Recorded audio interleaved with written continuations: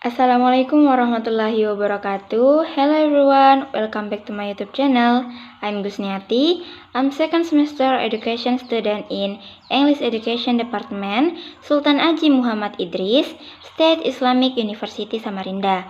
I'm from the English Education Department Local 1, and in this video I will discuss about English phonology, where this video was made to fulfill the task of Miss Anis Komaria as a lecturer in English phonology. What is the phonology?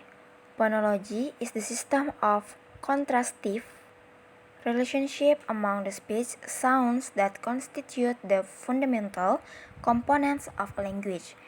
Phonology is the branch of linguistics that deals with system of sounds, including or excluding phonetics, within a language or between different languages.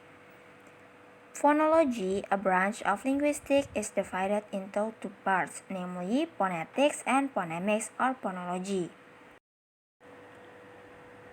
What is the phonetics? Phonetics reveals how sounds are made. Menurut Todd, 1991, phonetics is the study of production, transmission, and reception of speech sound.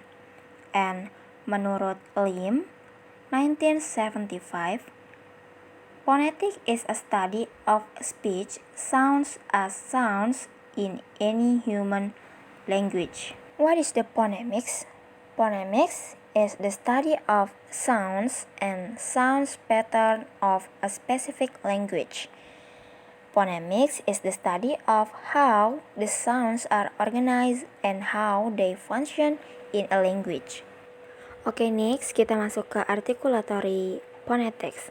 Is defined as any vocal organ that takes part in the production of speech sound. Vocal organ are divided into two types, yaitu active articulators and passive articulators. Active articulators yaitu di mana alat ujar kita atau alat ucap kita dapat digerakkan, sedangkan passive articulators adalah yaitu di mana alat ucap atau alat ujar kita tidak dapat digerakkan. Aktif artikulator sendiri memiliki contoh seperti tongue, lips, and vocal folds atau pita suara kita. Sedangkan passive articulators yaitu contohnya seperti teeth atau gigi, the hard palate, alveolar ridge, velum, dan pharynx. Next, there are 7 main articulators menurut Roach tahun 1991, yaitu ada 7, yaitu the pharynx, the velum, hard palate, the alveolar ridge, the tongue, the teeth, and the lips. Dan terdapat 3 bagian penting juga, yaitu yang pertama the larynx, yang kedua the jaw, and yang ketiga the nose and the cavity. Next ada acoustic phonetics. Acoustic phonetics is the study of the acoustic characteristic of speech, including an analysis and description of speech in terms of its physical properties, such as frequency, intensity, and duration. Next is auditory phonetics. Auditory phonetics is the branch of phonetics dealing with the psychological process involved in the reception of speech. Articulatory phonetics have a manner of articulation and place of articulation. Manner of articulation itu ada 6, yaitu plosive or stop, fricative, affricative, nasal atau sengau, lateral, and approximant. Dan di place of articulation yaitu ada bilabials, labiodentals, interdentals, alveolars, palatals, velars, dan glottals. Dan ada place-nya yaitu di mana bilabials itu place-nya to lips, example seperti beh, peh, dan meh. Ya bisa dilihat seperti di gambar contoh yang lainnya. Oke, kita masuk di Vowel and consonant. Vowels are sounds in which there is no obstruction to the flow of air. It passes from the larynx to the lips. Sedangkan konsonan yaitu are sounds produced with a constriction or occlusion in the oral cavity. Selanjutnya yaitu ada voice and voiceless.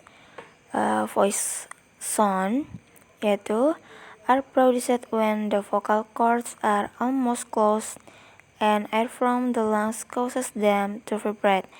Voice sama dengan have vibration, all vowels are voice. Sedangkan voiceless sound are produced when the vocal cords are open. All consonants appear in voiceless or voice pairs like p and b.